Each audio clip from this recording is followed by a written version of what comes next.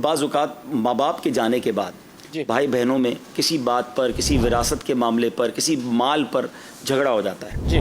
اب ایک طریقہ یہ کہ نہیں جناب میں تو لے کے رہوں گا، ٹھیک ہے آپ لے لیں، بھائی تو گیا نا، بہن تو دور ہو گئی. کیونکہ اب جو وہ جھگڑا ہوتا ہے نا پیسوں کے اوپر، وہ بعض اوقات ایک دوسرے کے خون کے پیاسے اور بالکل ملنا ملانا بھی ختم ہو جاتا ہے.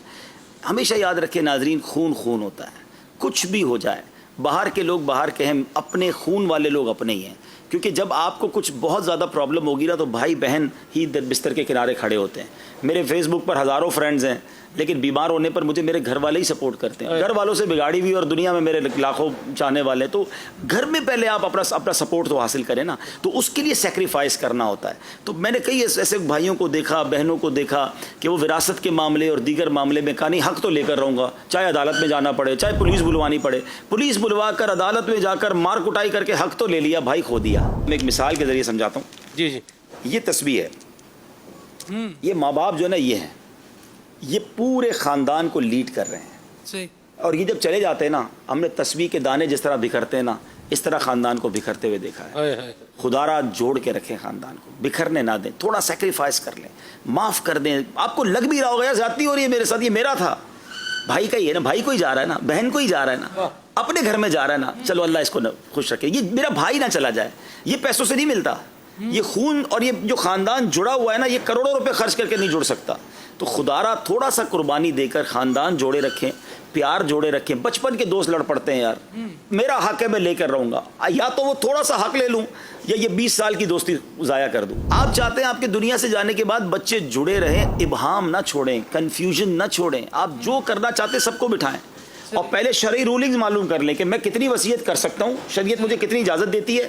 اور زندگی میں اگر کسی کمزور بیٹے کو یا کمزور بیچاری وہ بیٹی ہے یا غریب ہے، آپ اس کو سپورٹ کرنا چاہتے ہیں تو باقی بھائی بہنوں کو اعتماد میں لیں اور اس کو سپورٹ کر دیں جو شریعت اجازت دیتی ہے. اور اگر آپ کچھ وصیت کرنا چاہتے ہیں تو وہ لکھوائیں، سب کی سائن کروا لیں.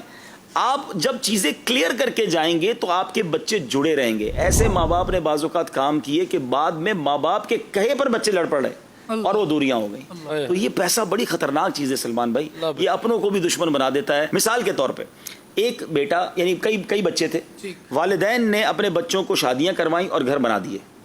ایک چھوٹا بیٹا جو تھا وہ ماں باپ کی خدمت کرتا رہا اور ماں باپ کے ساتھ ہی رہا، کیونکہ کسی ایک کو تو رہنا تھا، آخر میں چھوٹا بچ جاتا ہے.